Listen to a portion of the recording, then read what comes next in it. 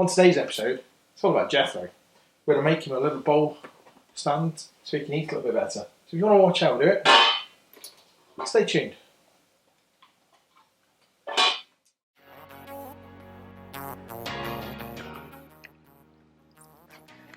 Hi, I'm Sean. Welcome to the shed. Follow me down the drive.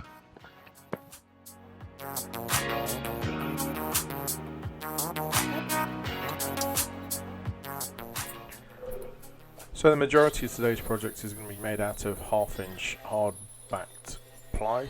I'm going to first of all cut the ply or rip the ply down into the strips that are required to make the legs. Each one consists of 2 parts, and the stretches which will go between the legs on all 4 sides of the stand. The top piece will be made of 1 piece of ply with the 2 holes cut in it for the bowls to sit.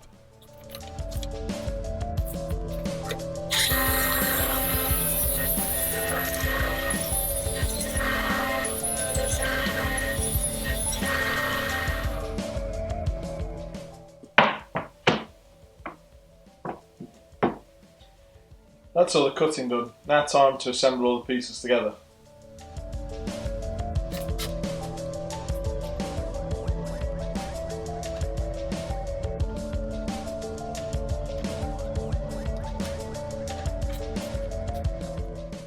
As I said before, each leg consists of 2 lengths of ply, one 3 inches wide and one 2.5 inches wide, and they're going to be glued down the long length and clamped together, and this will form a strong L shape for each corner of the stand.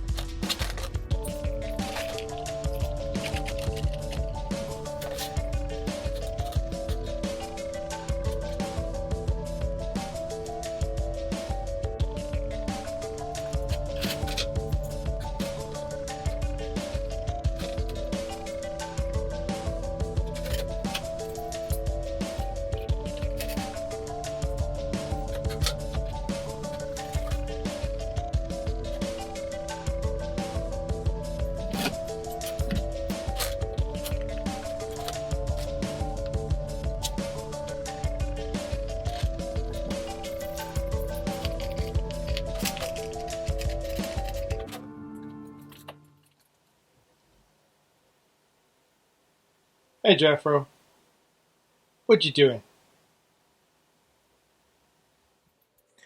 Time to reverse all the clamping.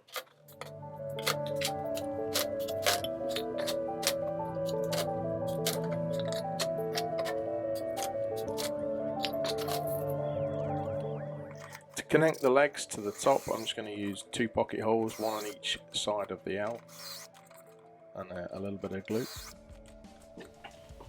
So we have 4 legs cut and drilled ready for connection to the top piece. Now to go and cut out the holes for the bowls to fit in, like my sticker wall.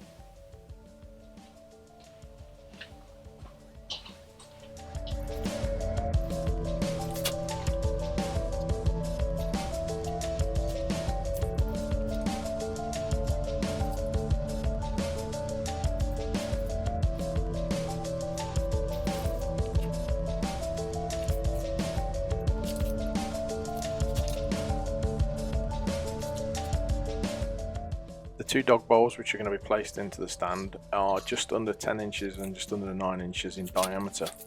So I pulled out my old trusty school compass, which is coming up for nearly 30 years old now, but it still works like a dream.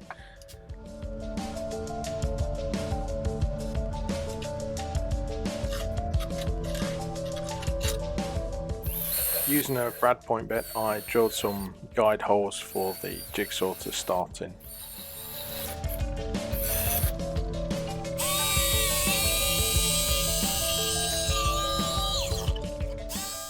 Starting with the smaller of the 2 holes, something didn't quite feel right.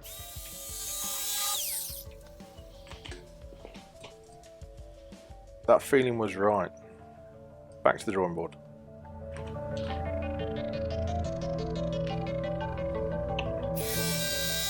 I checked and double checked the diameter of the 2 holes I drew on the piece for the bowls to sit into.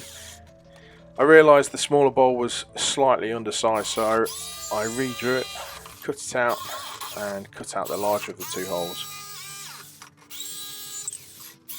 This time, it all seemed okay.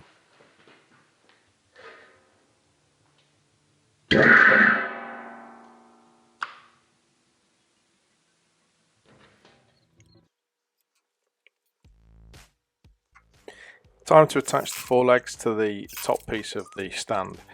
Using a couple of cut-offs of 1/2 inch ply, I put spacers on the corners to enable the legs to step back from the edge of the top piece. This was to allow the stretchers to be placed around the outside of the actual stand.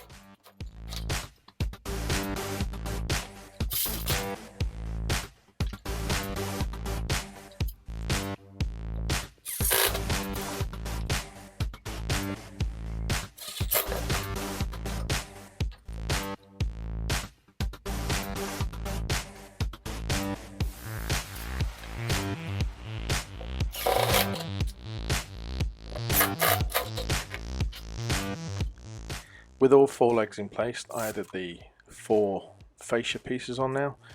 On the 2 long ones, I placed a single pocket hole screw in the centre of the board just to pull it tight against the top of the stand, and glued the rest of it into place and clamped it into position.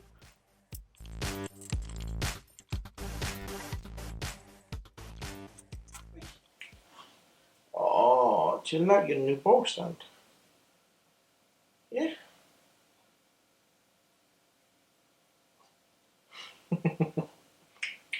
Sit. Jethro, sit. And that's how I made Jethro's new bowl stand.